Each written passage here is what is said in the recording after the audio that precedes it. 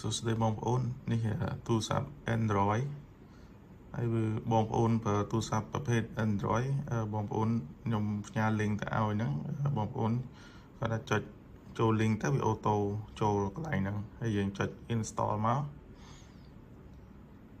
ណា install ទៅរងចាំបន្តិចទៅវានឹង complete នេះ complete វាមានរូបរាងបែបនេះហើយដល់នេះទៅយើងចុចអានេះជាភាសាអង់គ្លេសតែបើសិនភាសាខ្មែរនៅខាងស្ដាំដៃហ្នឹងក៏មានពាក្យថាបើកដែរអញ្ចឹងយើងចុចអានឹង open មកបើកមកហើយយើងបញ្ចូលលេខទូរស័ព្ទរបស់យើងហ្នឹង0ហ្នឹងហើយ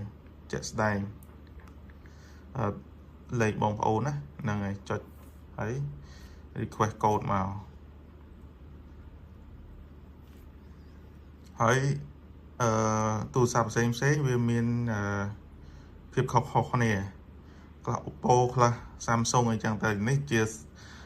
ទូរស័ព្ទ Android Samsung ហ្នឹងហើយបងប្អូនគឺ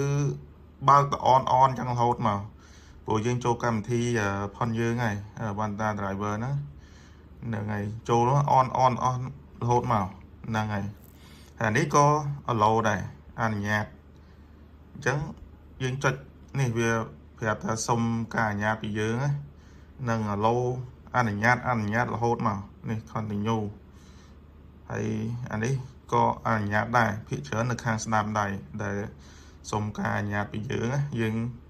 ចុចចឹងរហូតទៅភាគច្រើនបងប្អូនខ្លះគាត់អត់ install ដំបូងគាត់អត់មានបានធ្វើអាហ្នឹងទេអញ្ចឹងវាចេះ load screen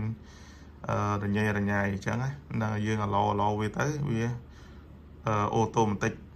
ឲ្យយើងហើយអញ្ចឹងអាហ្នឹងសម្រាប់អ្នកបង្កើតinstall app ដំបូងវាមានចាញ់អញ្ចឹងតែអ្នកខ្លះអត់តន់អញ្ចឹងបងប្អូនអាច uninstall លុបចោលសិនលុបចោលហើយ install ឡើងវិញដំឡើងសារថ្មីឡើងវិញវាចេញរូបភាពបែបនេះអញ្ចឹងទូរស័ព្ទយើងវាអូតូហើយអូតូអត់ឲ្យលុតទៀតទេហ្នឹងហើយបងប្អូនមិនចាំបាច់ស្អីបើកscreen ចោលទេគ្រាន់តែមានអានេះផុសមួយទៅមានន័យថាបងប្អូន online ហើយចាប់ដើមទទួលភ្ញៀវហើយអញ្ចឹងក្នុង screen នេះបងប្អូនអាចទៅមើល Facebook មើលអីធម្មតាអញ្ចឹងបានសំខាន់មាននេះបញ្ជាក់ថាបាន online អញ្ចឹងណាឥឡូវឧទាហរណ៍ភ្ញៀវគាត់កក់ចូលហើយវារោចូលនេះមានន័យថាបើបងប្អូនប្រើភាសាខ្មែរចេញជាភាសាខ្មែរហើយអញ្ចឹងឧបមាថាវាផុតហើយយើងចុចអត់តាន់យើងមានអីអូខេនេះអាវងមូលនេះវាចុចទទួលបានលឿនណាព្រោះថាលឺសលេងអញ្ចឹងហើយយើងចុចអានេះមកចុចមកភាគច្រើនទទួលនៅខាងឆ្វេងដៃនេះស្ដាំដៃនេះចុច accept មកយល់ Pro មក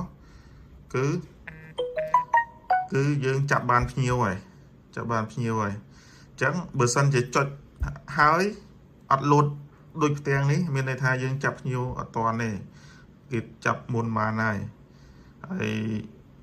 ចាប់មុនយើងបានហើយអញ្ចឹងក្នុង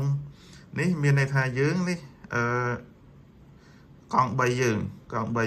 អ្នកខ្លះមានឡានមានម៉ូតូអញ្ចឹងទៅមានរូបរាងផ្សេងគ្នាអញ្ចឹងគោលដៅ Q នេះគឺមានន័យថាភ្ញៀវ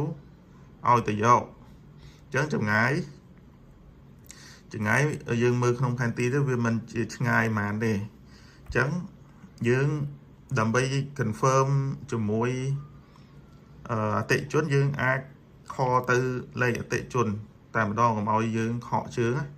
នេះតាមលេខតាមអីដែលភ្ញៀវដាក់ហ្នឹងហើយប៉ុន្តែបើសិនតែរួចហើយឬមួយបងទុកចិត្តហើយមិនបាច់តែក៏បានដែរស្អីតែបងប្អូនណាហើយយើងចុច screen នេះត្រឡប់មកវិញមកហើយអានេះមានពាក្យថាតាមទៅយកហ្នឹងអាហ្នឹងភាសាអង់គ្លេសថា follow pick up អញ្ចឹងភាសាខ្មែរថាតាមទៅយកអញ្ចឹងតាមទៅយកគឺទៅយកអាគោលដៅនេះពណ៌ខៀវនេះអញ្ចឹងយើងចុចមកយើងនេះផែនទីវា ឲ្យយើងទៅយកហើយផែនទី Google Map នេះវាបង្ហាញឲ្យយើងហើយយើងចុច start ទៅនេះចុច start ទៅវាទៅអូតូម៉ាទិកហើយនេះទៅអូតូម៉ាទិកទៅដល់កន្លែងភ្ញៀវហ្នឹងហើយរួចរាល់ហើយបងប្អូនអាចចុចអានេះឡើងវិញមកនេះចុចលីងថាអានេះជាក់ស្ដែងយើងអត់បានទៅណាទេបើតែជាក់ស្ដែងយើងទៅដល់គោលដៅពណ៌ខៀវនេះហើយអញ្ចឹងយើងបញ្ជាក់ថាបាន pick up ហើយណា pick up ហើយអញ្ចឹងវាចេញផ្ទាំងមួយទៀតដើម្បីឲ្យយើងព្រោះភ្ញៀវបានដាក់គោលដៅឲ្យតម្លាក់គេនៅណាអញ្ចឹងណាយើង follow ទៅគោលដៅថ្មីអញ្ចឹងយើងខ្ចី Google Map ផែនទីយើងទៅតែផែនទៅតាម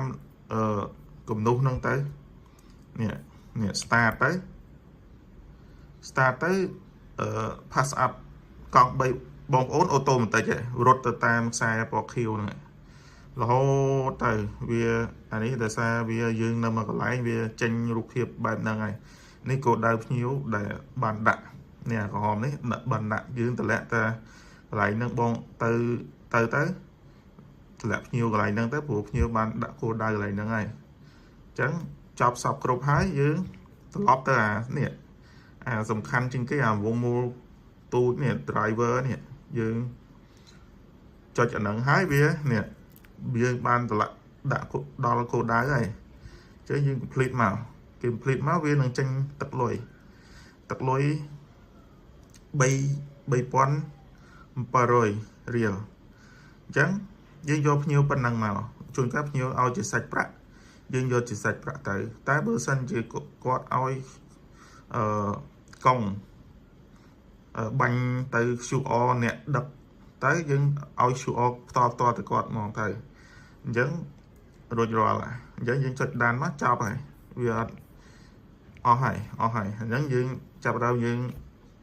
ហើយយើងមានតែប៉ុណ្្នឹងទេហើយមួយជើងគិតតែដកក្នុងនេះតែ500ទេហ្នឹងតែមួយជើងណានឹងអត់មានគិតកុំចុងគិតអីទេហ្នឹងតែប៉ុណ្្នឹងស្រួលងាយ